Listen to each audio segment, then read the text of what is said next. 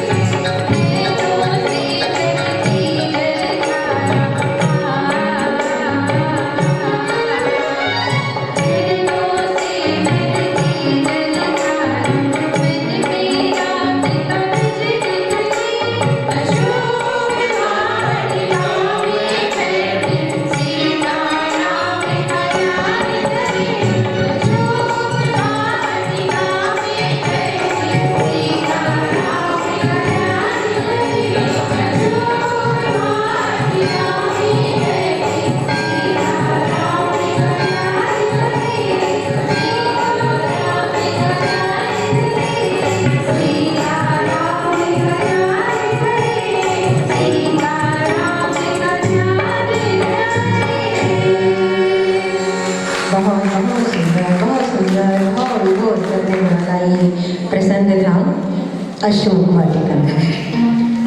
हमारे गुरु जी जिन्हें डॉक्टर मुकेश बिहार जी दर्शन द्वारा रचित कृति भजन रामायण दर्शन का विमोचन हुआ था 22 जनवरी को, जिस दिन अयोध्या में रामलला की प्राण प्रतिष्ठा का गौरवपूर्ण क्षण हम सभी ने देखा, हम सभी उसके साक्षी हैं।